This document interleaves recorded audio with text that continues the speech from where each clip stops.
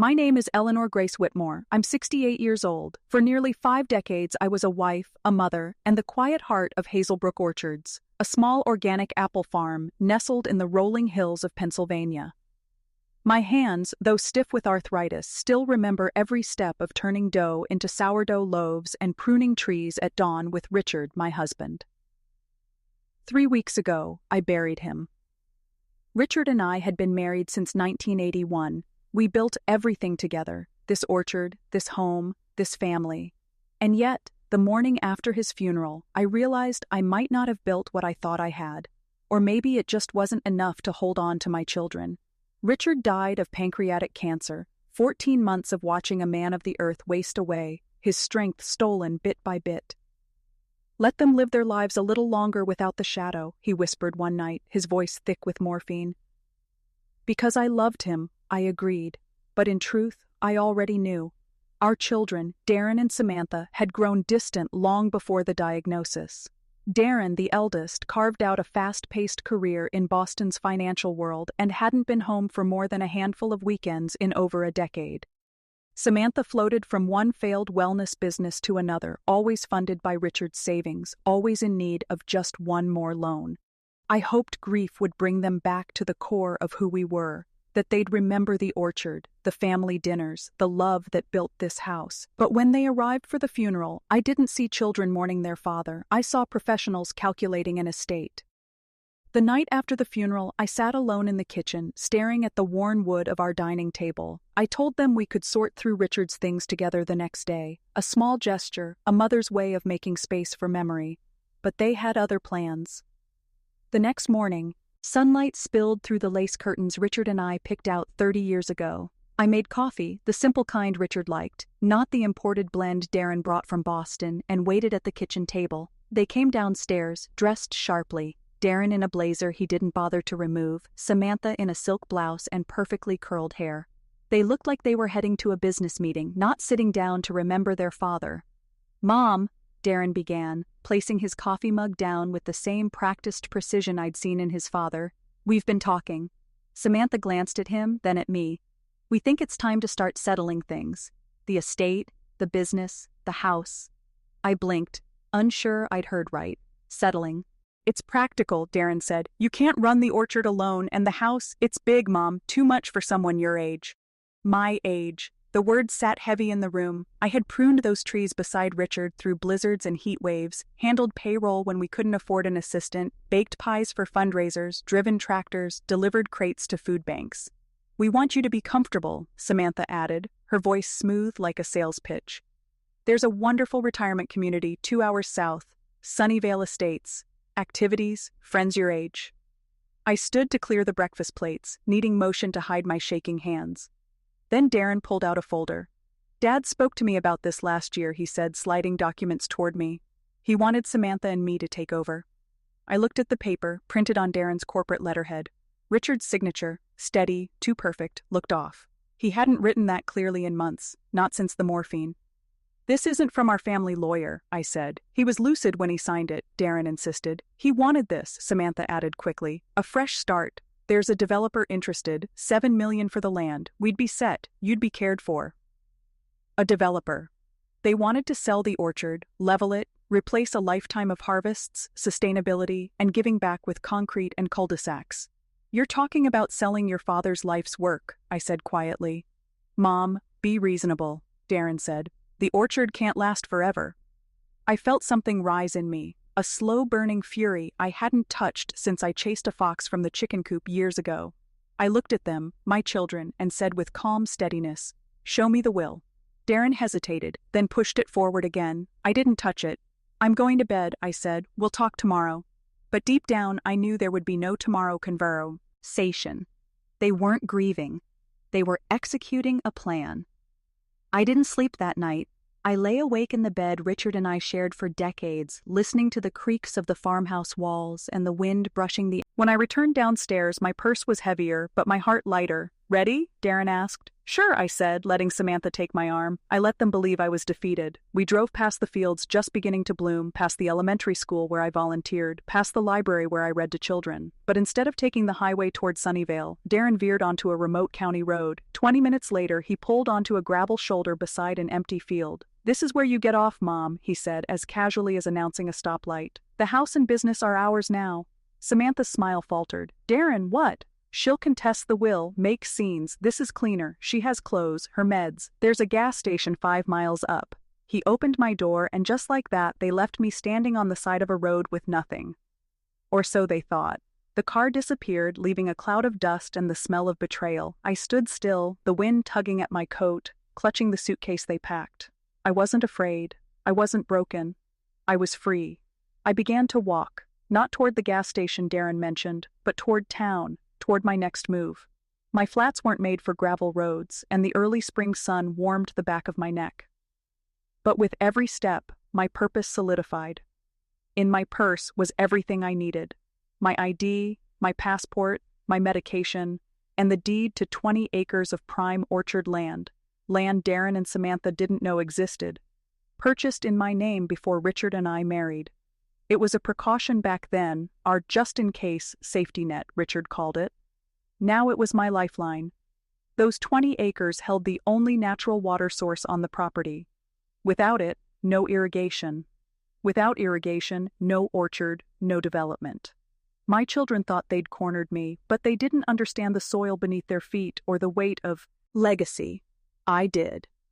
After nearly 2 hours of walking, my feet blistered and aching, I reached the edge of Hazelbrook and the familiar sight of Miller's Gas and Grocery, a small, old-fashioned place where people still called each other by name and paid in cash. I sat on the bench outside, watching cars come and go. I looked like a tired old woman with a suitcase, but I had something more powerful than they ever would: the truth. Ray Miller stepped out, wiping his hands on his apron. He'd known me for over 30 years. Mrs. Whitmore, he said, brow furrowing. You all right? You look a little pale. Just resting, Ray. Been a long day, I said. He glanced at the suitcase, then back at me with concern. Real sorry about Richard. He was a good man. Yes, I nodded. Yes, he was. He hesitated, then asked gently, You need to use the phone? If it's not too much trouble. Harold Jennings' office was on the second floor of an old Victorian house on Main Street, across from the town library.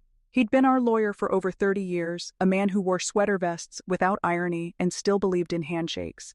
His secretary, Helen, gasped softly when she saw me. Mrs. Whitmore, Mr. Jennings is expecting you. Would you like a glass of water? Coffee? I'm fine, thank you, I said. Harold met me at his office door. He hadn't aged much since Richard's last visit, just a bit more stooped, but his eyes were sharp, alert. Naomi, he said, leading me not to his desk but to leather chairs by the window. He sat across from me, expression serious. Tell me everything. So I did. The funeral, the fake will, the boardroom-like discussion in our kitchen, the drive, the roadside abandonment, every detail. He listened without interrupting, his face growing darker by the minute. When I finished, I reached into my purse and pulled out the fireproof box, then the original deed to the 20 acres Richard and I had set aside decades ago in my name. Harold examined it with reverent silence. This is gold, Naomi. This isn't just land. This is leverage. With the water rights and zoning, the developer can't touch anything without this. I know. He leaned back, tapping the deed thoughtfully. The will Darren submitted. It's a forgery. I had suspicions when I saw the signature. Too clean, too smooth for a man under hospice care. I knew it wasn't Richard's. We'll challenge it, but that takes time. Meanwhile, we use this. He held up the deed. You still have legal ownership of the most critical piece of the land. They can't move forward with the sale without your consent. I want my home back, I said quietly, and I want them to understand what they've done. Harold nodded.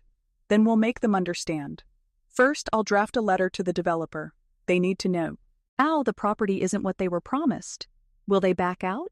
If they're smart, they will. Developers don't like lawsuits, and they certainly don't like incomplete land rights. He stood, suddenly purposeful. I also know a judge in district court. We can get a motion filed to freeze the sale until this is resolved. I looked out the window, where a young couple walked hand in hand, unaware of the quiet storm brewing in this small office. "I don't want revenge, Harold," I said, more to myself than to him. "I want truth and peace." "You'll have both," he promised. "Starting now." By noon the next day, Harold had filed an emergency injunction to freeze any transfer of ownership related to Hazelbrook Orchards. A courier delivered the legal notice to the development firm Darren and Samantha had been dealing with. Within hours, the deal was suspended. The developer, faced with unexpected legal complications and the revelation that a key portion of the land with the only natural water source was owned separately and undisclosed, began to backpedal. Their lawyers reached out to Harold with urgent requests for clarification. "I told them the truth," Harold said as we sat in his office reviewing documents. "The land is incomplete, the water rights are not transferable, and more importantly, your children do not have the authority they claim." That evening, I received a text from Samantha, the first since they left me on the roadside. "Mom, please call me, we need to talk. Darren's freaking out, we didn't know about that other land, can we just fix this?" Fix this. I stared at the words on my prepaid phone. No apology, no recognition of what they'd done, just panic as the money slipped through their fingers. I didn't reply. Later that night, Darren called Harold directly, demanding explanations, trying to reassert control, but Harold calmly informed him that all matters would now go through legal channels. "They're realizing they miscalculated badly," Harold said. "They thought I had nothing left," I replied. "But I had everything they forgot to value." He looked at me with quiet pride. "You're handling this with grace, Eleanor. A lot of people would have gone straight to scorched earth." "I've lived too long with kindness in my bones to become bitter now," I said, "but I won't be silent either." Outside, Hazelbrook moved on with its day, kids riding bikes, a dog barking in the distance, someone mowing their lawn. Life was still simple here, still honest, and I intended to keep it that way. The land would not be sold, not now, not like this. The orchard Richard built, the legacy he left, was not a commodity, it was home, and I wasn't done protecting it. In the weeks that followed, I didn't return to the old farmhouse. I rented a modest apartment above the bakery on Hazelbrook's Main Street, with a small balcony just big enough for a rocking chair and a few potted herbs. The place smelled of cinnamon and fresh bread in the mornings. It wasn't the home Richard and I built, but it was mine, and that mattered. I started teaching again, quilting on Wednesday nights at the community center, just like before. I began holding weekend workshops at the library, sharing what I knew about organic gardening and sustainum. Fruit farming. Teenagers came, retirees came, even young couples hoping to start their own farms. People listened, not because I raised my voice, but because I spoke with history in my hands, the land we protected for decades. I donated the water rights to a trust for the Hazelbrook Agricultural Cooperative, a local initiative supporting young farmers. They'd use it, not sell it. They'd care for the trees like Richard had. That was the future I wanted. Darren and Samantha kept their distance. I heard whispers that the developer pulled out entirely, that the fake will had been formally challenged and frozen, that their reputations took a hit in their respective cities. But I didn't gloat. I didn't need revenge to be loud or real. I chose peace, but not at the cost of truth. The orchard remained untouched, blooming as always in spring. Every time I passed it on my walks, I smiled, not with bitterness but with the quiet strength of a woman who had reclaimed not just her land, but her voice. I often think back to that moment on the gravel road, standing alone with a suitcase I didn't pack, watching my own children drive away without a second glance. It should have broken me, but it didn't.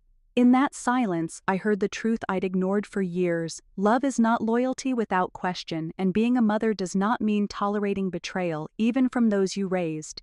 Darren and Samantha believed they could erase me, that because I was older, grieving, alone, I wouldn't fight back. They thought I had no choice but to hand over everything. But they forgot something. Before I was a wife, a mother, a widow, I was Eleanor Grace, a woman who built something with her hands, her heart, and her mind. I never needed to scream to be strong. What they saw as weakness, my silence, my trust, my love, was the very power that protected me. If you're listening and you've ever been cast aside, underestimated, or treated like a footnote in your own life, hear this. Your strength isn't in how loud you fight. It's in how well you know what you stand for. When you stand your ground, even quietly, it echoes louder than any betrayal. My orchard still stands. My name is still on the deed. And my life is mine again. To anyone who's ever been told, this is where you get off, I say, Walk if you must, but don't leave your worth behind. Walk with purpose, walk with quiet power, and when you're ready, tell your story. It might just save someone else. If this story moved you, don't forget to like, share, and leave a comment below. And if you've ever been underestimated and found your strength, tell us. Your story matters.